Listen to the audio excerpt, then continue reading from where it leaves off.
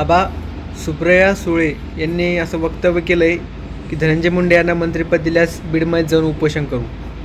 खरं तर सुप्रिया सुळेंना एवढा जातीवादाचं स्वरूप का देत आहेत मला हे कळत नाही. ओबीसी नेत्यांना वारंवार टार्गेट करण्याचं काम सुप्रिया सुळे करतायत. आणि खरं जर सुप्रिया सुळेंना जर कोणी भ्रष्टाचाराचं याची त्याची जर उपोषणच करायचं असेल आणि कोणाला न्याय द्यायचा असेल तर संपदा मुंडेंची हत्या झाली त्यावेळेस सुप्रिया सुळेंनी उपोषण का केलं नाही.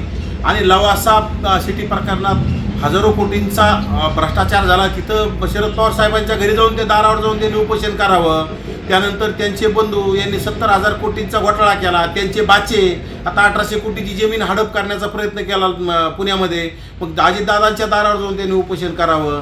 खरं तर सुप्रिया सुळे यांच्या डोक्यात फक्त जातीवाद नडलेला आहे. ओबीसी नेते कसे संपवायचे हा त्यांचा प्लॅन आहे, बाकी काय नाही. धनंजय मुंडेला मंत्रिपद दिलं म्हणजे सुप्रिया सुळेंना आग लागणारच ना, कारण की ते धनंजय मुंडे ओबीसी आहेत.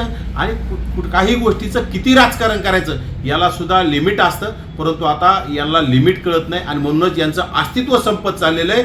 ओबीसी लोकांना, ओबीसी नेत्यांना टार्गेट केल्यामुळं, जरांगेसारख्या 5वी नापासाला या शरद पवार साहेबांच्या पार्टीनं समर्थन केल्यामुळं यांचं अस्तित्व महाराष्ट्रातलं संपलंय. तरी सुद्धा यांना कळत नाही म्हणल्यानंतर येणाऱ्या काळात हे पूर्ण संपल्याशिवाय यांना कळणार नाही. आणि यांना काय करायचं तर करा म्हणा, किती विरोध करायचं तर करा म्हणा, काही ओबीसींना फरक पडत नाही. आणि मी तर म्हणतो त्यांनी उपोषण नाही, बीडमध्ये येऊन धनंजय मुंडेंना जर मंत्रिपद मिळालं तर यांनी बीडमध्ये येऊन आत्मदहन केलेलं मला तरी चांगला आनंद वाटेल.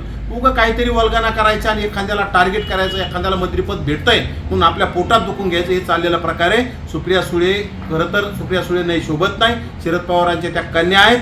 अगोदर त्यांनी त्यांच्या वडिलांचा भ्रष्टाचारासंदर्भात उपोषणाला बसावं, नंतर त्यांच्या भावाच्या भ्रष्टाचारासंदर्भात उपोषणाला बसावं, नंतर भाच्याने आता नुकतंच 1800 कोटीचा जमीन हडप करण्याच्या प्रकरणात त्याच्या उपोषणाला बसावं. लोकांच्या घरावर कशाला दगड मारता? आपले घरं काचाचे हे सुप्रिया सुळेने अगोदर बघावं आणि नंतर बोलावं.